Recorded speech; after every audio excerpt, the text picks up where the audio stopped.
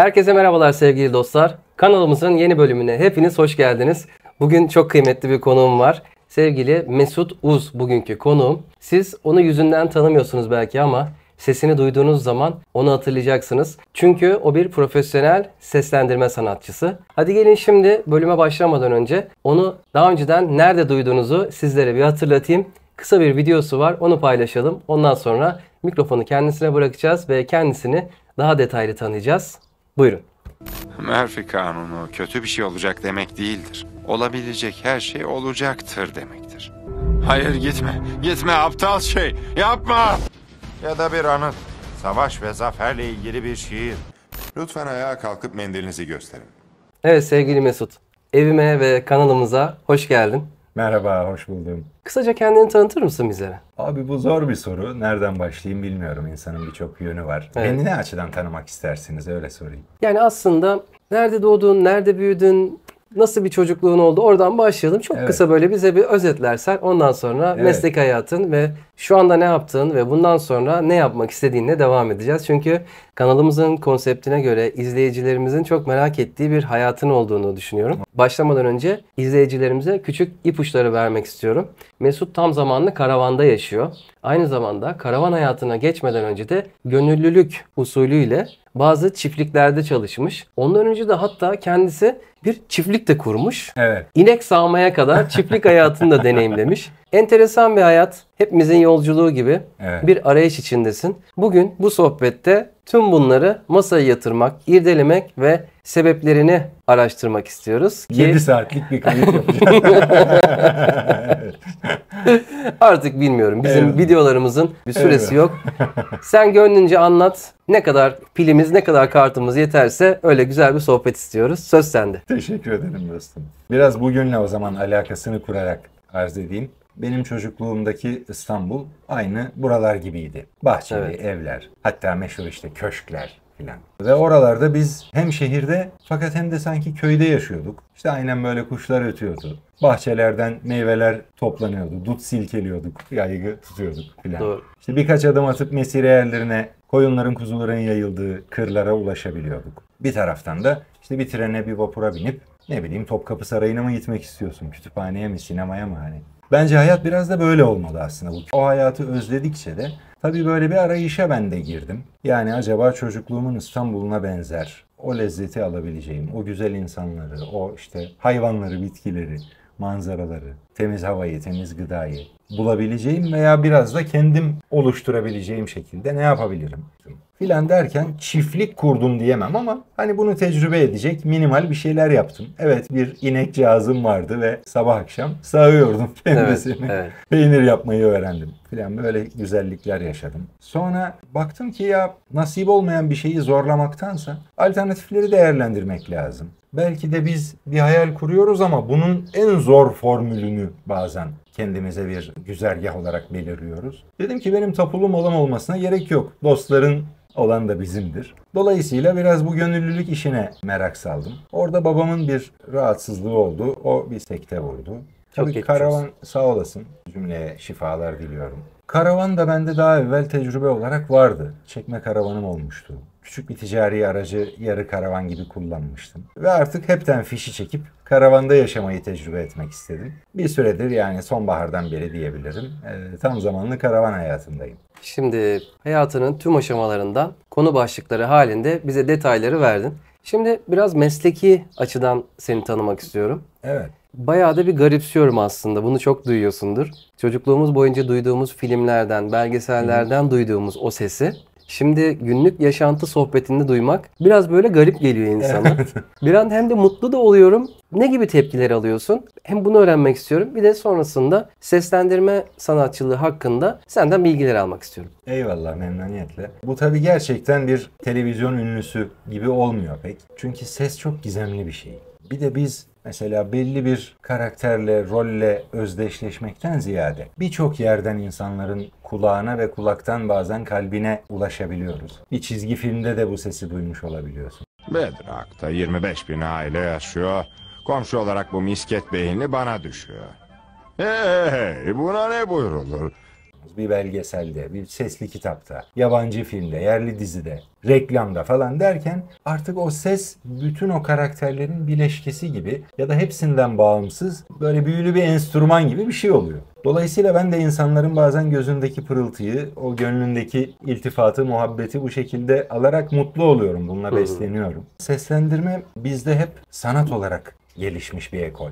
Mesela birçok ülkede bu son dönemdeki işte paralı internet kanalları mı diyelim, mecraları mı diyelim. Buraların zorlamasıyla bizdeki gibi bir dublaj birçok ülkede gelişmeye başladı. Ama bizde ezelden beri bir asırdır bu teatral olarak, yani hiçbir zaman simultane çeviri gibi olmamış. Perdenin yanına bir adam geçermiş. Birçok ülkede böyle. Kadın, erkek, çoluk, çocuk hepsini zaten teatral bir seslendirmeyle de değil, simultane çeviri gibi konuşurmuş adam mesela. Bizde ise hep oyuncular bu işi yapmışlar ve Türkçeleştirmişler. Yani oyunu, tavrı, her şeyiyle. Biz de büyüklerden bu şekilde öğrendik, öğrenebildiğimiz kadar ve bunu bu şekilde yaşatıyoruz. Tabii seslendirme yaptığınız zaman yanı sıra oyuncusunuz. Yanı sıra işte sunucusunuz. Bazen spikersiniz. Bunları da öğretiyor size seslendirme sanatı. Dolayısıyla ben biraz bu işleri de yaptım. Yönetmenlik, yazarlık yaptığım projeler var. Fakat daha ziyade işte merhaba deyince ses öne çıkıyor. Evet. Ve sesin gizemi daha tatlı, daha cazip geliyor dostlara. Ben de tabii hiçbir zaman hayır ben seslendirmeci değilim, aslında ben var ya neyim falan gibi bir derde düşmüyorum. Bilakis şeref duyuyorum. Evet, ben dublaj sanatçısı olmaya çalışan, hala kendini bununla ilgili geliştirmeye çalışan, bunun kendi içinde felsefi tartışmalarını yaşayan biriyim. Bazen diyorum ki ya benim bu hayattaki meselem Amerikan film sektörüne hizmet etmek mi ya, böyle rezalet olur mu falan. Fakat bazen de diyorum ki hayır, ben ana dilime hizmet ediyorum. İnsanlara ana dilini yeniden öğretiyorum. Türkçeyi sevdiriyorum. Türkçenin nüanslarını, ahengini, lezzetini yaşatıyorum. Çünkü büyüklerden biz bunu böyle tevarüz ettik. Bunu aktarabiliyorsak ne mutlu diye kendimi bu hizmetin bir ferdi sayıyorum. Evet. Bu şekilde de mutmain oluyorum. Kültür elçisi de diyebiliriz aslında. Çünkü eyvallah, başka ülkelerin filmlerini, oradaki hayatları Türkçeleştiriyorsun, Türkleştiriyorsun. Bir de ben senin bir röportajında şöyle bir cümleni duydum. Mikrofon oyunculuğu. Bana çok enteresan bir tanım geldi. Senin orada bir sahneyi seslendirirken sadece önündeki teksti okumadığını, oradaki oyuncunun ruhuna girdiğini, beynine girdiğini ve o sahneyi sanki oymuşçasına yaşadığını gördüm. Yani aslında bu da işin oyunculuk kısmı, tiyatro kısmı, bu da aslında seni sanatçı yapıyor. Eyvallah. Ben de hep böyle düşünürdüm. Bunu en net şunda gördüm üstadım. Yerli çizgi film üretimleri biliyorsunuz son yıllarda hızlandı. Çok güzel Türk çizgi filmleri yapıyoruz artık. Ve bu çalışmaları yapan arkadaşlar stüdyolara bizden müsaade alarak kamera yerleştirip bizim mimik ve jestlerimizi kayda alıp bunun üzerine o karakterleri anime ettiklerini söylediler. O zaman daha iyi anladık ki evet, biz seslendirirken aynı zamanda oynuyoruz. At sırtında giden bir aktörü seslendirirken belki ata binmiyoruz ama az evvelki sohbetimizde senin çok güzel ifade ettiğin gibi zihnimizde, hayal dünyamızda biz de at sırtında oluyoruz. Nefes nefese oluyoruz. İşte dağlara tırmanıyoruz filan. Aşık oluyoruz, değil mi? Nefret ediyoruz, kavga ediyoruz. Öfkeleniyorsun. Bu bir sesli okuma meselesi değil. Bu bir acting, bir performans, bir oyunculuk elbette. Evet. Çünkü o zaman ruhunu katabildiğini düşünüyorum. Hani ben uzmanı değilim tabii ki ama dışarıdan gördüğüm, yorumladığım. Çok doğru. Amatörce dış gözlemim bu yönde. Eğer sen o aktörün oradaki duygusunu, belki annesini kaybetmiş bir ağlayan bir oyuncunun sahnesini seslendirirken o hüznü veya çok mutlu bir sahneyi seslendirirken o mutluluğu, o heyecanı, o korkuyu içinde yaşamalısın ki ses tonuna yansısın. Tabii aynen öyle. Diğer türlü sahte olur yani. Ya saatlerce konuşmak isterdim bu konuya. Evet. Yani çok ilgi duyduğum bir konu. Sonuçta hani bizim yaptığımız yayıncılık işinde de sesin, diksiyonun ne kadar önemli olduğunu takdir edersin. Tabii ki. Şimdi çok ilgi duyduğum bir konu. Sen de çok başarılısın bence. Estağfurullah. Senden duymak bunu beni çok onur verdi. Çok teşekkür ederim. Çok sağ ol. Fakat tabii süremiz kısıtlı. Şimdi bir diğer konu başlığına geçmek istiyorum. Evet. Aslında bu seslendirme sanatçılığı işini belki başka bir bölümde sadece seslendirme sanatçılığını konuşuruz. Saatlerimizi bir saatimizi ona ayırırız. Ne kadar güzel olur. O zaman diğer konuya geçelim.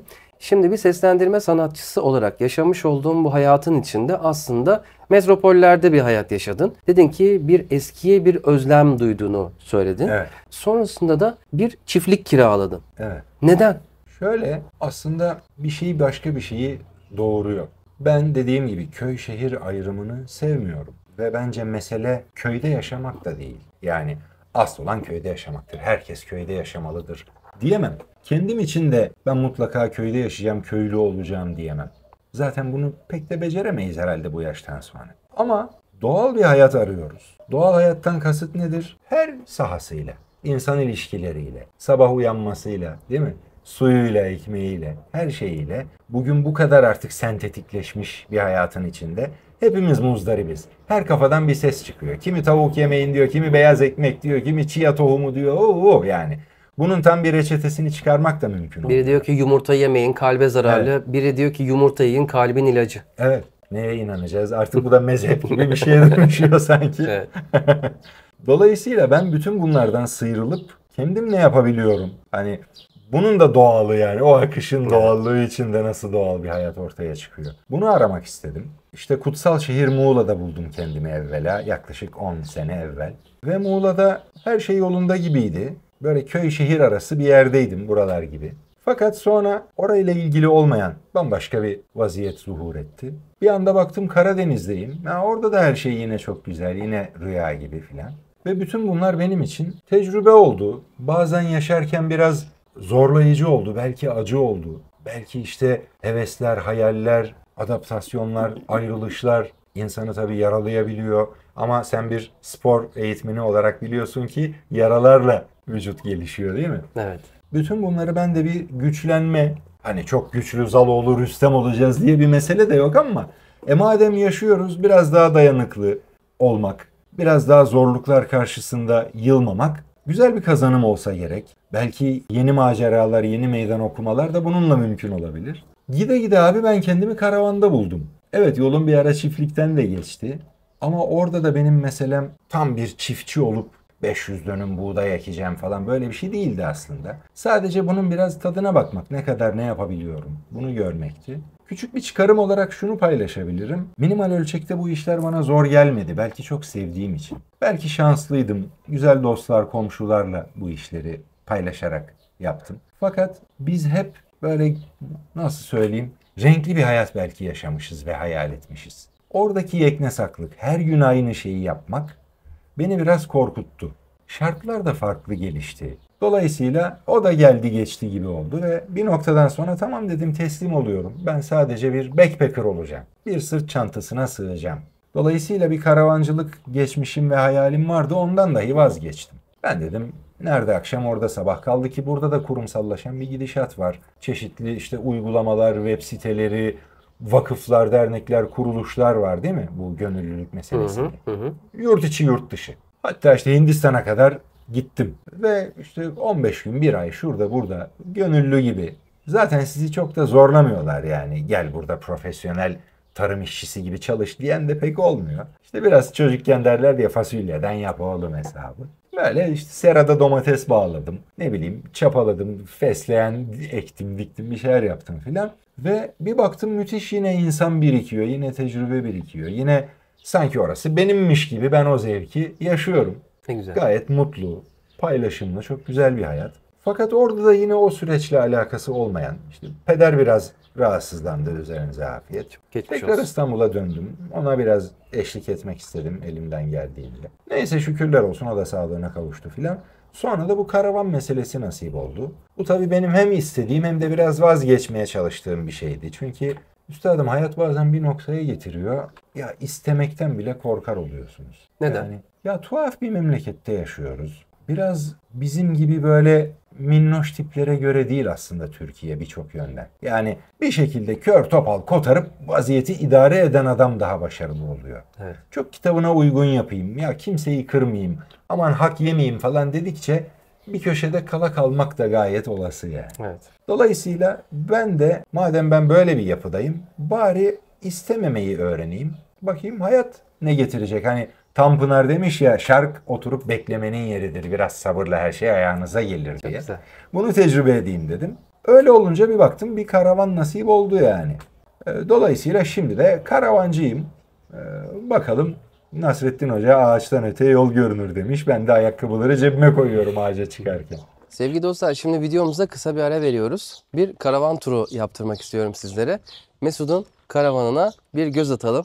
Bakalım karavanını nasıl dizayn etmiş ve içinde nasıl bir yaşam sürüyor. Sevgili Mesut, bize karavanını, ofisini, sırtında taşıdığın evini anlatır mısın? Tabii memnuniyetle. Bu araç geçen yaz nasip oldu üstadım. Ben normal boş panel van olarak satın aldım. Kendim yapayım diyordum. Biraz böyle hippie style, derme çatma bir şey olsun, önemli değil diyordum filan. Sonra da sağ olsun dostlarım yardımcı oldular. Ben de o zaman biraz daha profesyonel bir şey olması daha güzel olur. Hem belki daha değerli bir malım olmuş olur diye düşündüm açıkçası. Dolayısıyla böyle bir şey yaptık. Fiat Ducato'nun en ufak modeli bu galiba, Evet, değil mi? 11,5 metreküp. Ben öyle olsun istedim çünkü şehir içinde de konaklayacağım için daha kompakt olsun. Otomobil gibi kullanabileyim, gireyim çıkayım her yere. Daha önceden böyle bu tarz bir panel van, minibüs tarzında bir şey kullanmış mıydın bir araç? Transporter kullandım. Ticari işte Kango tarzı bir araç kullandım. Yani bunları biraz karavanımsı kullandım manasında söylüyorum. Ama bu en büyüğü, en canavarı oldu şimdiye kadarkilerin. Şu açıdan soruyorum. Daha önceden bu tarz araç kullanmamış olan insanlar arabadan buna geçebilir miyiz? Acaba biz de bunu kullanabilir miyiz?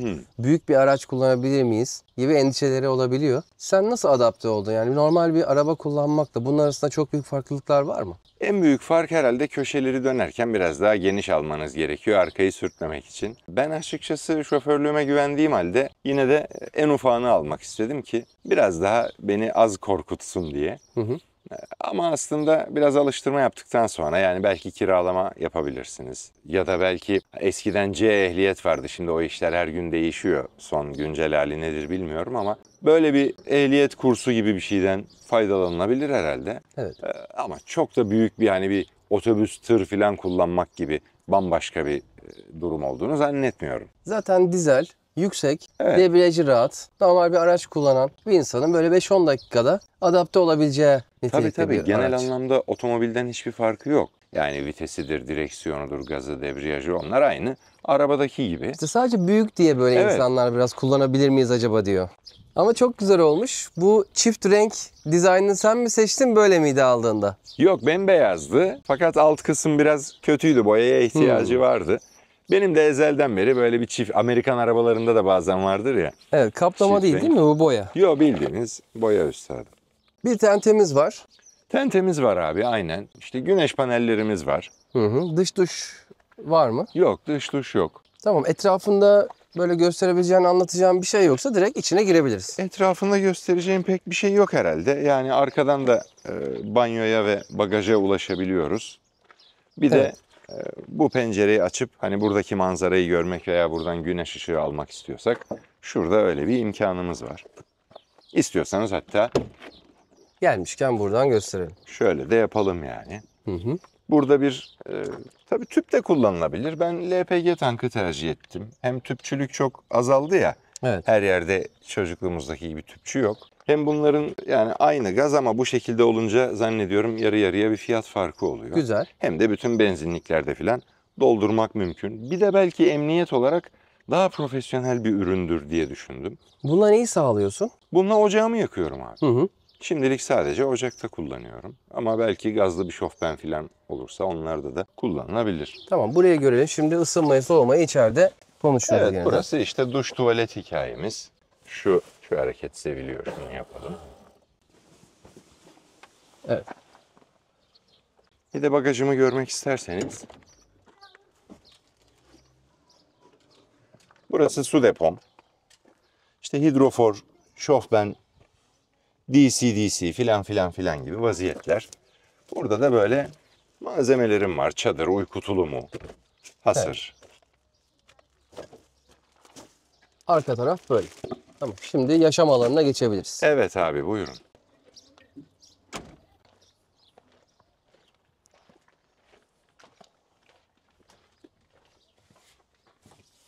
Ben daha ziyade tek başıma kullanacağım için ya da belki işte Karadeniz'e gittiğimde oğlumla beraber kalırız diye böyle bir dizayn yaptım. Aslında biliyorsun bu camper karavan hikayesi hep bir oturma grubunun masasının indirilip sırt minderlerinin üstüne konulup yatağa dönüşmesiyle başlar. Evet. İlk en klasik hareket odur. Ama bende böyle sabit bir şey var. Yani bu işte hem oturmak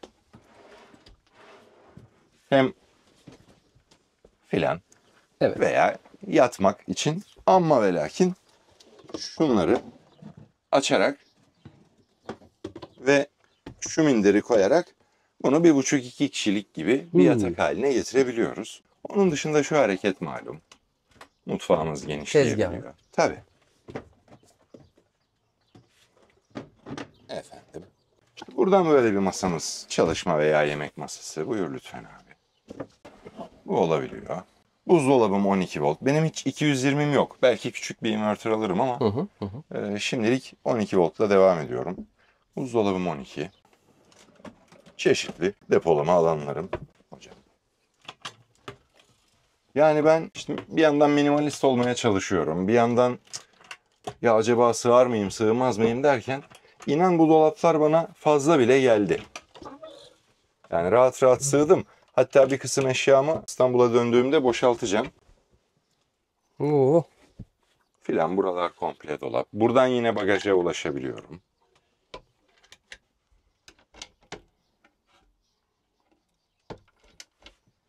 Muhteşem banyomuz. Buradan iki taraftan da hem buradan girişim Evet. var hem dışarıdan da girişim var. Belki dışarıdan girmeye pek gerek yok ama icabında öyle bir imkan da var. Şuradan bak kaloriferimizin ağzı var. Meşhur işte Webasto markasıyla özdeşleşmiş olan. İçeride öyle bir zamazingo var abi. Yalıtımlı da olduğu için 15 dakika çalışsa kışın bile gayet ısıtıyor. İşte pencerelerimiz malum hikayeler. İşte bu güzellik şurada. Burada yemeğini yapıyorsun. Ocağında. Şöyle sinekliğimiz. Böyle dışarıdaki manzarayı göre göre. Tabii. Hem buradan buharını çıkartabiliyorsun. Hem manzarayı izliyorsun. Hem ışık alıyorsun. Burası bu panel vanlarda genelde kapalı oluyor. Şoför mahalliyle ara. Ben burayı açmak istemedim şimdilik. Böyle memnunum. Çünkü oraya ayakkabıyla giriyoruz. Orası araba. Buraya ev gibi ayakkabısız giriyoruz. Hem de yalıtım için işte arka tarafta banyo ve bagajın, ön tarafta şoför kabininin olması burada arada biraz daha kuytu bir yer bana bırakıyor. Dolayısıyla sıcağı soğuğu ben daha az burada hissediyorum. Şimdi ön taraf çok fazla pencereli camlı bir yer şoför kabinini düşündüğün zaman. Oradan sıcak ve soğuk çok fazla alabilirsiniz. Toz alabilirsiniz belki. Gürültü vesaire vesaire. Evet bunların çözümleri var yani oralara perdeler takılabiliyor filan ama. Yalıtım malzemeleri var. Ben şimdilik bu halden memnunum. Ne yapıyorlar? O koltukları döndürüp burayı açıp işte buraya bir masa filan bir ekstra oturma grubu yaratıyorlar. Ama şimdilik benim böyle bir şeye ihtiyacım olmadı. Dostum sana nacizane ama tavsiyem bu Buyur. senin güvenliğin için Hı hı. ileride başına gelebilecek bir olayda aslında belki bir kere lazım olur ama o zaman da keşke yapsaydım diyebileceğim bir konu olabilir. Şimdi bazen öyle bir başına bir durum gelebilir ki içeride burada uyuyorken kapıların kilitliyken birden atlayıp gitmeni gerektirebilecek bir durum olabilir. Yani buraya en azından şuradaki açıklığı biraz daha böyle büyütebilecek. Yani buradan atlayıp içeri girebileceğin bir büyüklükte bir yer yapmanı ya da buraya bunu açarak bir kapı gibi burayı istediğin zaman açıp dışarı hiç çıkmadan şoför mahalline geçebilecek bir kapı yapmanı tavsiye ederim. Eyvallah abi olabilir. Bu dizaynda bu pek mümkün olmadı. Ama dediğin gibi en azından belki pencereyi büyütüp Evet. bir acil durum çıkışı yapılabilir. Peki o zaman karavanımız bu. Teşekkür ediyorum. Eyvallah ben teşekkür ederim abi Sohbetimize, tanıtmış videomuza. olduğum vesilenle. Evet teşekkür ederim. Güzel oluyor bu tarz böyle paylaşımları yapmak. Çünkü bu senin kendi kişisel dizaynın. Bu arabayı boş aldın ve Evet. kendi kullanım amaçlarına, ihtiyaçlarına göre dizayn ettin. Ben Yap bu dizayn kısmını ettim. yap. Evet, Epey de harika. uğraştım ikna etmek için insanları. İşte illa banyoyu buraya koymak istiyorlar. Burayı açmak istiyorlar filan dediğim gibi. Ama ben şimdilik dizaynımdan memnunum. Hani Nasrettin Hoca demiş ya karla ekmek yedim ben de beğenmedim. Ben beğendim valla. Başka beğenenler olursa da. Evet peki hani şimdiki aklım olsaydı bu kullanım tecrübelerimden sonra şunu farklı yapardım. Bir tek şunu değiştirirdim dediğim böyle unsurlar var mı içinde? Pek yok ya aslında dostum. Evet memnunum bu vaziyetten. Harika o zaman. Güle güle kullan. Eyvallah. Ne güzel evin, ofisin sırtında hem geziyorsun hem çalışıyorsun. Harikulade bir yaşam. Aynen öyle şükürler olsun. Ağız tadıyla sağlıkla kullanmanı dilerim. Ben de Kazasız. bütün dostlara, bütün arzu eden, hayal edenlere en güzellerinin nasip olmasını dilerim. O zaman sohbetimize kaldığımız yerden devam ediyoruz. Lütfen. Karavancılık için de çember biraz daraldı. Eskisi gibi rahat da değil. Bu işin iki tabii tarafı var. Şimdi bir her işte olduğu gibi işin iyisi ve kötüsü var. Bazı kötü karavancıların diyeyim yapmış olduğu hataların ceremesini karavan felsefesine ruhunu vermiş, hayatını adamış insanlar da çekiyor. Evet. Şimdi çevreyi kirleten, çevreye rahatsızlık veren bir grup sebebiyle tüm camia kirleniyor. Bu motosiklet camiası için de geçerli. Evet, aynen Tüm öyle. meslek camiaları için de geçerli bir konu. Şimdi karavanla ilgili bir şey istemiyorum dedin ama karavanla ilgili bir hayata adım atmak o işi istemek niyet etmek Evet, anlamına evet. geliyor. Peki şimdi o sıkıntılarla yüzleşmiyor musun? Yaşamıyor musun o sıkıntıları? Tabii ben müsaadenle şunu açmaya çalışayım. İstememekten kasıt aman ya istemem gibi bir şey değil de çok arzuluyoruz ya biz bazen. Biraz da belki romantik tipleriz. Bir karavanım olsa, onun üstüne birçok hayal inşa ediyoruz. Şöyle olsa, böyle yaparım. Biraz da şeyli bir şey olsa falan derken belki de işi biraz içinden çıkılmaz hale getiriyoruz. Ben o anlamda bir isteme mücadelesinden bahsediyorum. Yani elbette isterim. Başımın üstünde yeri var. Ama çok şiddetli bir arzu, mutluluğun tek formülü olmazsa olmaz haline getirmemeye çalışıyorum. Evet. Bunu demek istedim. Bazı karavancılar etrafı kirletiyorlar, rahatsız ediyorlar, gürültü yapıyorlar. En mükemmel yeri parsellemek istiyorlar. Ya böyle denize gireyim artık diyor ya. Ön teker suya girsin falan diyor. Oralara yayılayım, oba gibi olayım orada diyor falan. Çift karavanla geziyor. L şeklinde onları koyuyor. Arayı da diyor bahçe yaparım. Ya baba bu kadar da artık yapma etme yani. Bütün dünya senin karavanın olduğu zaman tamam ama hani diktim sancağı buraları ben parselledim gibi yapma bu işi. Biraz emanetçi gibi de ol değil mi? Bu işin ruhunda o da vardır. Tabii son zamanlarda popüler olduğu için aslında tüm karavan camiasını tenzih ederim. Elbette. Çünkü bu işin felsefesini bilen, bu işe hayatını adamış olan insanlar zaten böyle davranmazlar, davranmıyorlar da. Kesinlikle. Ama işte çok yayılanlar. Bir yere mesela çekiyor karavanını. Abi dur bir hafta. Sonra vedalaş ya mübarek adam git biraz da öbür tarafta dur da buraya da başka bir Müslüman gelsin ya. 5 yıl orada durmaya çalışıyor. Artık karavanın altında otlar bitmiş falan. Ondan sonra da ya zabıta kaldırdı. Belediye bilmem ne dedi. Bir zahmet abi ya bize de müsaade et yani. Böyle yapmasak her şeyde olamadığımız gibi burada da yani biraz paylaşımcı olsak. Tabii karavancılık dediğin gibi motosikletçilik, kampçılık burada mükemmel bir kardeşlik vardır. Komşuluk vardır, yardımlaşma vardır. Muhabbetçilik vardır. Sabahlar olmasın durumu vardır yani. Bunlar bu işin güzel tarafları. Hippi bir ruhu var değil Evet, mi bu iş? ama maalesef işte bazı dostlarımız bazı fauller yapınca hepimizin hayatını bu anlamda zorlaştırabiliyorlar. Yine de ben karavancılığı çok şanslı, çok mucizevi bir durum olarak görüyorum. Hatta gel biraz komplo teorisi muhabbeti yapalım. Bu pandemiyi çıkaranlar bence insanların kırsala göçmesi ve karavancılaşması yüzünden bu işi durdurdular gibime geliyor. Yoksa pandemide güzel ekmek vardı yani artarak devam edebilirdi. Ama baktılar ki eyvah tersine göç başlıyor. Millet teknede yaşamaya, karavanda yaşamaya başlıyor filan. Bizim istediğimiz bu değildi dediler bence. Evet. Dolayısıyla pandemi de biraz buraları hem fazla doldurdu, kalabalıklaştırdı, rekabeti kızıştırdı da diyebiliriz. Fiyatlar arttı filan biliyorsun. Ama hem de güzel bir kültür oluştu. Karavan malzemesi satan, karavan yapan çoğaldı, karavan parkları çoğaldı filan. Biraz da bu işin nimet tarafını görürsek böyle bir güzellik de var yani.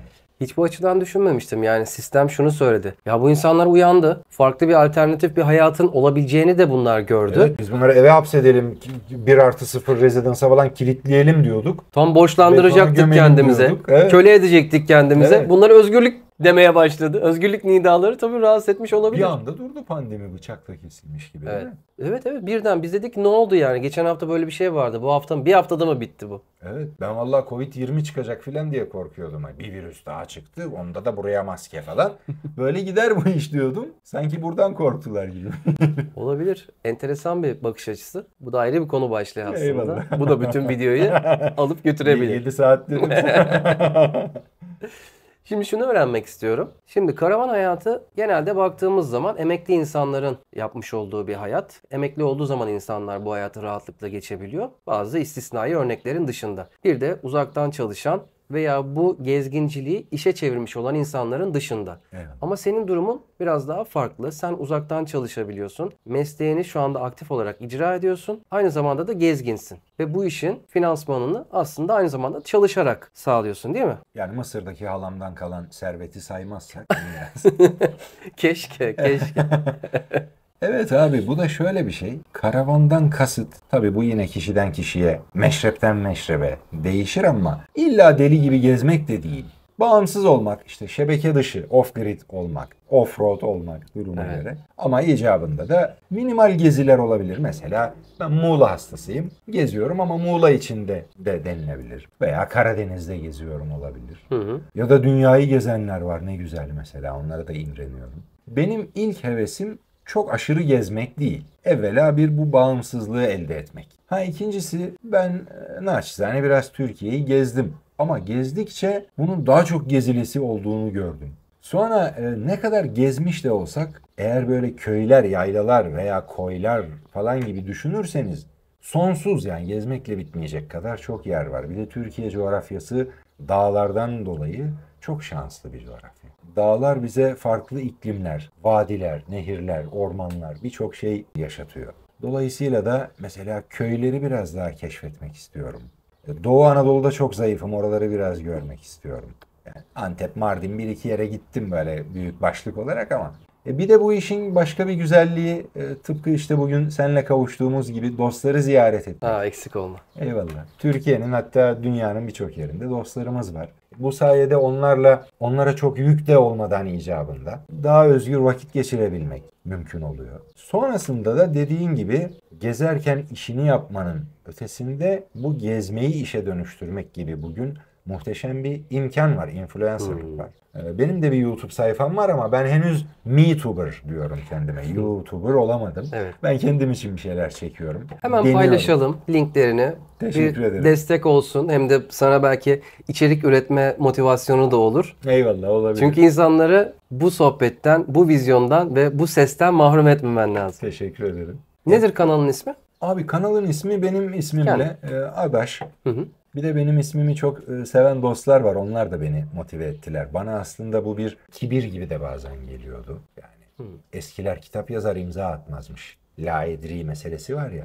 Biz biraz bu terbiyeden geldiğimiz için hani Mesut Uz falan, ulan ne oluyor, kimsin ya sen gibi bende bir çekince vardı. Ama senin gibi birçok böyle dostum, abi senin çok marka, çok tatlı bir ismin var, Mesuduz. Mesuduz, evet, ben de öyle duyuyorum. Ben de cesaret buldum. Dolayısıyla YouTube sayfamın ayrı bir ismi yok. Belki onu canlandırıp oradan da bu yolculuğu, bu gezginliği bir geçime, bir alternatif gelir kaynağına dönüştürmek mümkün olabilir gerçekten. Hatta biraz bizim mesleki tecrübemiz, heveslerimiz, hayallerimiz, gerçekleşmemiş projelerimiz o böyle kara kaplı defterlerde açılırsa bu iş internet platformlarını, yani amatörü aşıp profesyonel platformlara doğru da gidebilir. Kısmet, dostların duasıyla olmayacak bir şey yok. Bence kesinlikle yapmalısın. Kesinlikle olmalı. Çünkü şimdi bu zamana kadar mesela çok bir lütuf, böyle bir ses sahibi olmak. Eyvallah. Şimdi tekstler okudun, başka karakterlere ruh verdin, hayat verdin, onları Türkleştirdin. Şimdi kendi tekstlerini bu güzel sesle okumak, kendi belgesellerini, kendi fikirlerini, kendi vizyonunu bu sesle yansıtmak bence çok heyecan verici olmalı. Müthiş bir imkan tabii. Bir de er meydanı yani. Hadi bakalım, marifetin varsa görelim, değil mi? Öyle de bir tarafı var bu işin. Biz yıllarca kapı kapı gezdik, projeler geliştirmeye çalıştık. Biz derken yani ben ve bazı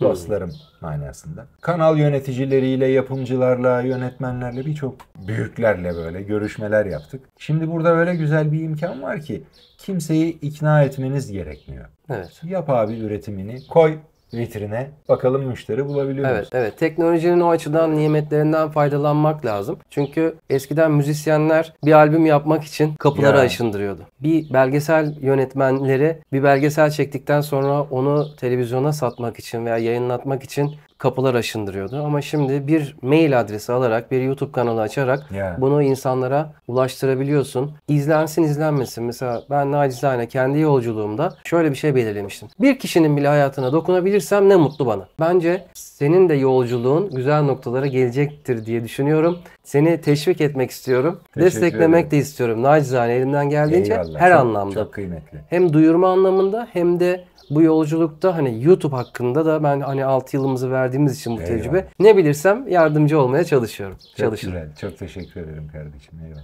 Ne zamandır karavanla geziyorsun? Abi çok yeniyim aslında. Yani bu son macera, motokaravan.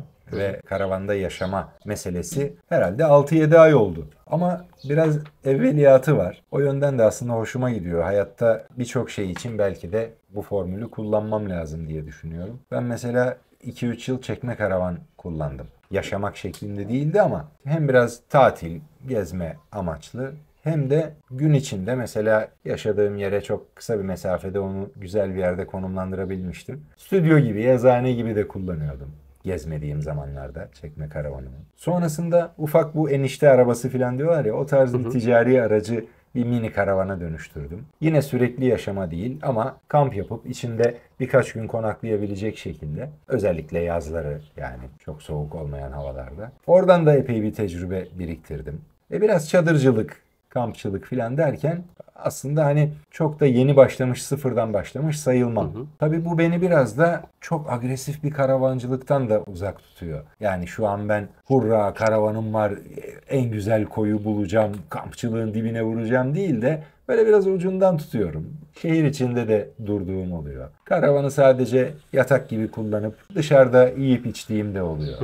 İnsanın içinde şöyle de bir şey var ya, ya madem karavanım var artık tam olarak karavancı olmalıyım. Hatta bir karavancı vardı takip ettiğim. Onun sayfasında böyle bir yorum görmüştüm. Yurt dışına karavansız gitmiş. Geziyor, oradan videolar paylaşıyor. İzleyici takipçilerden biri de yazmış ama karavancılığa ihanet ettiniz falan. Kendinizi karavancılığa adamamışsınız. Kendimizi adamalıyız gibi bir şey var.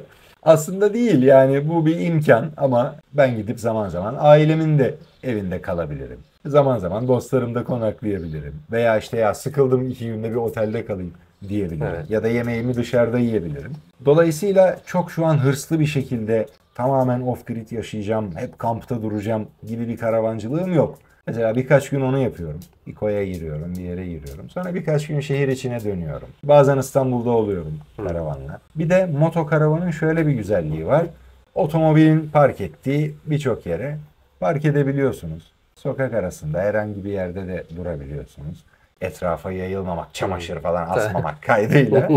Dolayısıyla o anlamda da ben faydalanıyorum karavanımdan. Her türlü zevkini çıkarıyor ve imkanını yaşıyorum diyebilirim.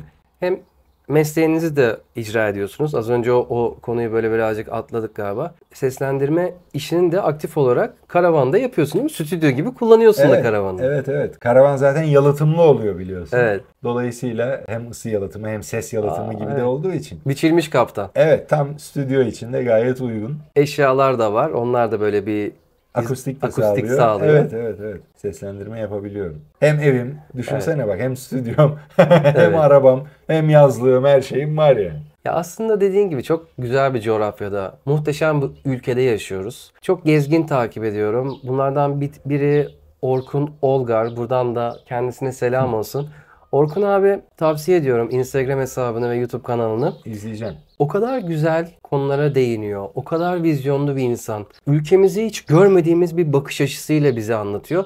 Bizde hep şey vardır ya, böyle bir işte yurt dışına gidelim, yurt dışı görselleri. Bizim ülkemiz hem dediğin gibi az önce senin söylediğin dağlık, ovalık, çok kültürel bir zenginliğin olduğu, insanıyla, doğasıyla, o Anadolu'nun misafirperverliğiyle bence dünyada eşi benzeri olmayan aslında bir ülkeden bahsediyoruz. Ve bence bir gezginin, Türk bir gezginin, tabii ki herkes özgürdür. İsteyen istediği yere gitmekte özgür. Şüphesiz. Ama önce bir kendi ülkemizi bir keşfedip ondan sonra belki başka ülkelere çıkmak. Çünkü zaten ekonomi de ortada. Tabii. Türk lirasının geldiği noktada bir Avrupa'ya gitmek istediğinde paran 40'ta biri. Şimdi önce bir ülkemizi gezelim, ülkemizi bir görelim, keşfedelim. Ondan sonra belki de hani oraları keşfetmek, o güzellikleri görmek. Tabii dünyanın her yerinde birçok güzellik var ama karavancılığın da bu açıdan çok büyük bir avantaj olduğunu düşünüyorum. İş yerin, evin sırtında. Abi aynen katılıyorum. Her yerdesin. Dediğin gibi Erzurum'a git, Tabii. Kars'a git, Karadeniz'e git. Çok büyük bir özgürlük. Çok özeniyorum. Evet dostum, bir de inşallah size de en güzeli nasip olsun. Bir de ülkemizin şöyle bir avantajı var bence. Gezip görmenin dışında uzun süreli yaşamak için de kampçılık, çadırcılık, karavancılık için çok müsait. Yani düşünün, şimdi çölde safari yapmak gerçekten çok zevkli olabilir. Ama hadi çölde yaşayın bir yıl. Evet. kutuplarda kuzey ışıkları bilmem ne. Çok zevkli olabilir. Hadi yaşayın. Değil mi? Tabii 6 ay gündüz bir kal bakalım ya da 6 ay gece karanlık. Bu anlamda yaban hayatının epey bir ehli oluşu, yani çok tehlikeli hayvanlarımız yok birçok yerde. İklimimiz ortalama, ılıman. Evet, yani Erzurum dağlarında Aralık ayında eksi bilmem kaç derece olabilirsiniz ama hani o kadar uçlara gitmemek de mümkün yani. Kışın biraz daha güneye, yazın biraz daha kuzeye falan gidebilirsiniz. Gerçekten Türkiye birçok imkanı bir arada sunan. Maalesef milletimizin belki kültürü, ahlakı kısmen bozuldu ama hala bizde o güzel insanlık, misafirperverlik, yardımseverlik, fedakarlık, diğergamlık var. Şükürler olsun. Bir de o insana farklı bir maneviyat veriyor. Yani paranızla gidip işte bir börek, bir çay satın alabilirsiniz ama Hatice teyzenin size ikram ettiği 2 dilim böreğin de başka bir manevi doyumu oluyor. Yani şimdi Avrupa'da düzen kanunlarla sağlanmış, Evet. yasaklarla ve cezalarla sağlanmış. Şimdi bizim ülkemizde de bir serbesti var.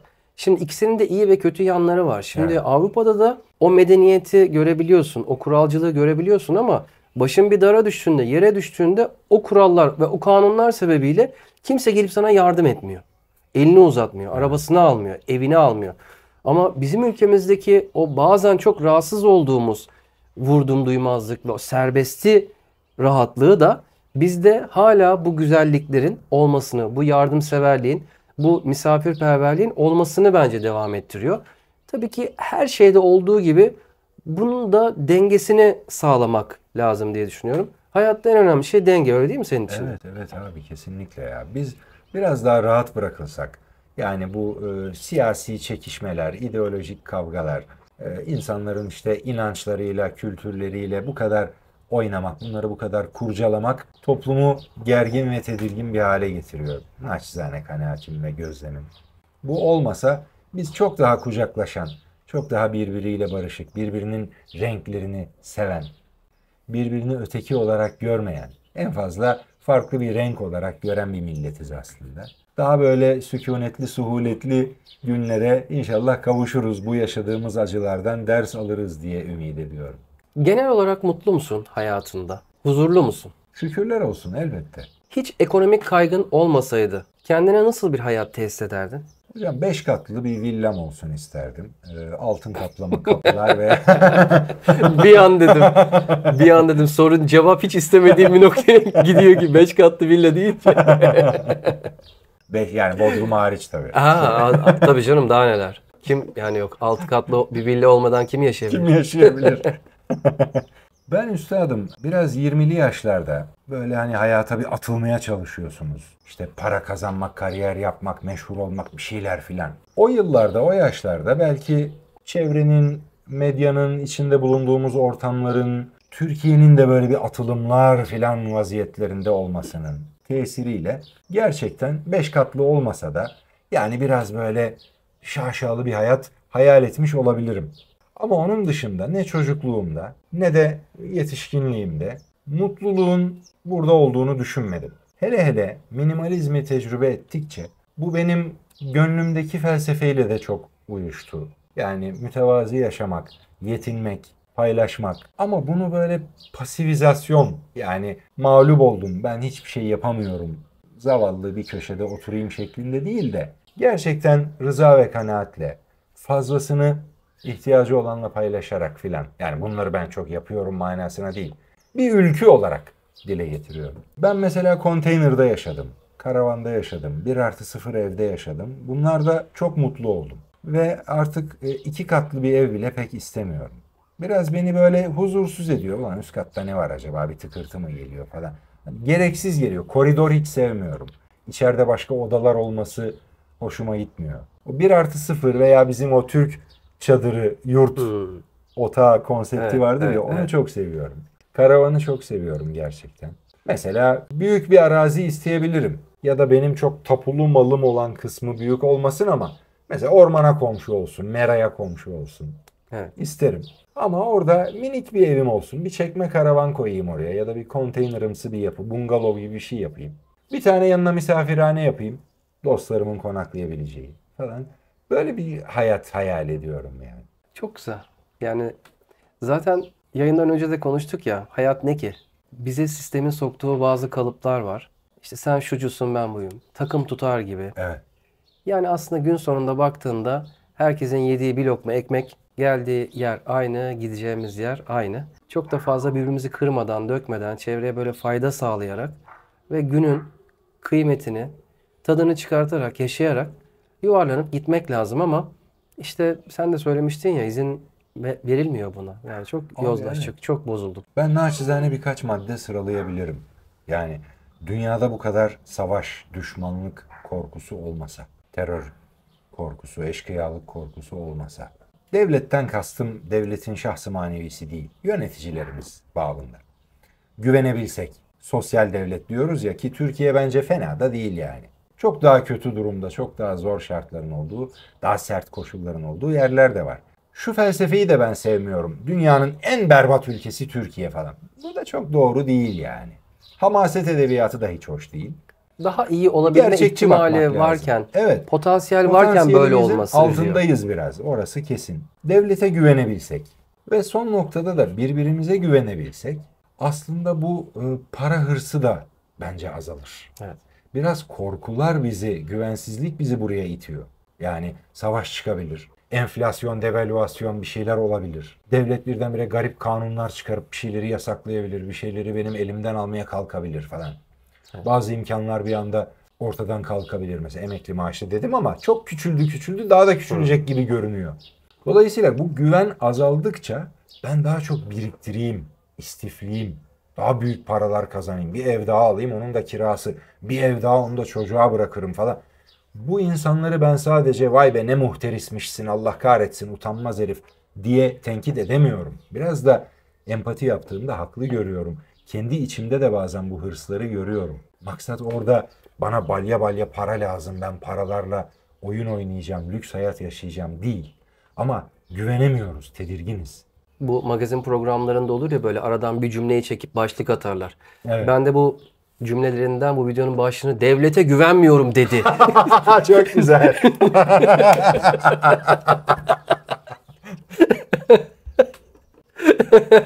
Süper ya budur. Seslendirme sanatçıları devlete güvenmiyor. Ya. Şakası bir yana.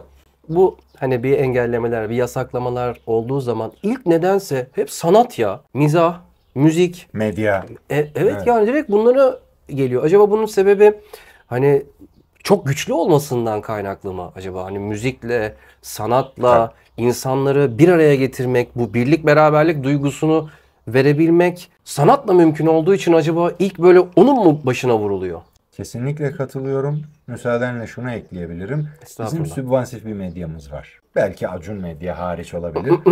Para kazanmak için yapılmıyor medya işi bizde.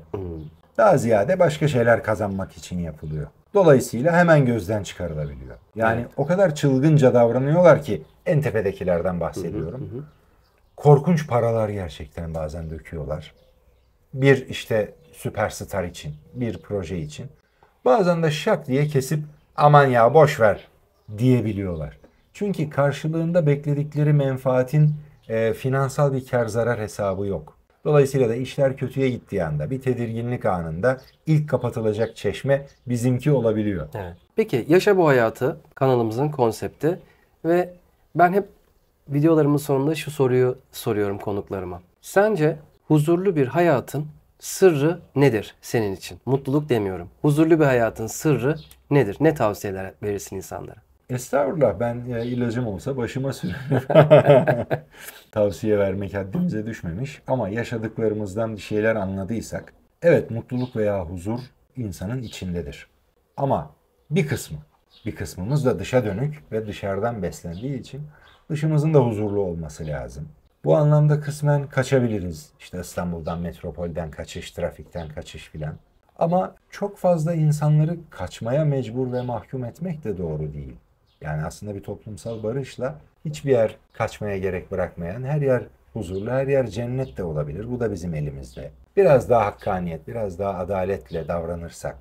Ya ahlaklı olmak iyidir de hani siz ahlaklı olun canım. Ben vaziyeti kurtarayım değil. Yani evvela ben ahlaklı olmalıyım diye düşünürsek belki daha huzurlu bir toplumumuz olur. Dolayısıyla ben özellikle bu işten mesul olanların, yöneticilerin insanlara huzur içinizdedir demesini hiç doğru bulmuyorum. Siz dışarıyı huzurlu hale getirmekle mükellefsiniz diyorum onlara. Evet. Ama dışarıdaki vaziyeti belli bir noktaya getirebiliyorsak ondan sonra içimize dönüp her şeyi unutup ya varım. Yani çocukluktan beri bana bir şeyler öğretildi. Sen şusun, busun, Türksün bilmem ne ama geç hepsini ya. Ben neyim acaba? Ben sadece bu beden miyim? Et ve kemik miyim? Yoksa Neden buradayım? Neden geldim? değil mi? Baksana benim var olmam başlı başına bir lütuf, bir mucize değil mi? Bu aslında mutluluk diye ayrı bir tanımlamaya gerek duymaksızın var olmanın kendisi değil mi mutluluk? Belki insan dışında hiçbir varlık böyle bir sorgulamaya girmiyor. Onlar default olarak mutlu ve huzurlular. Evet. Programları çalışıyor. Biz zihin devreye girmek zorunda olduğu için gelip böyle bir soruyla karşı karşıya kalıyoruz. O soruya da kendiliğinden bir cevap bulabilmeliyiz. Evet, var olduğum için mutluyum. Başka bir sebebe ihtiyacım yok diyebilmeliyiz diyorum. Ben biraz bu dersleri çalıştıkça daha huzurlu, daha mutmain bir hale geldim. Tavsiye vermek bana düşer mi bilmem ama bunu paylaşabilirim. Evet, Yaşa bu hayatı izleyicileriyle. Eyvallah.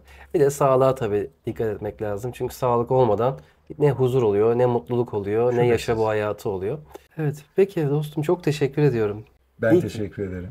İyi ki tanıştık, iyi ki geldin, iyi ki kanalıma çıkmayı kabul ettin ve bu güzel fikirlerini dostlarımızla paylaştın. Ben çok hoş bir sohbet olduğunu düşünüyorum.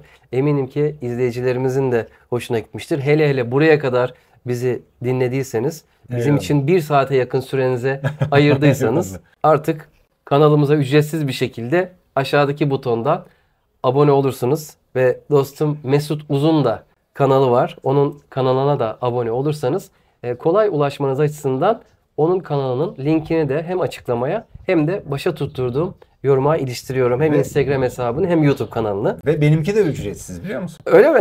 Süper.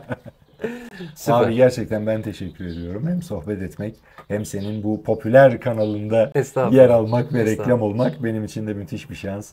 Sağ olasın. Çok teşekkür ediyorum. Evet sevgili dostlar, bu videomuzun da burada sonuna geldik diyelim. Ben çok keyif aldım. Sevgili Mesut'u kanalımda ağırladığım için. Eğer siz de keyif aldıysanız videomuzu beğenerek desteklemeyi unutmayın lütfen. Yeni bölümlerde, yeni hikayelerde görüşmek üzere. Kendinize çok çok iyi bakın. Mutlu ve sağlıklı günler olsun. Hoşça kalın.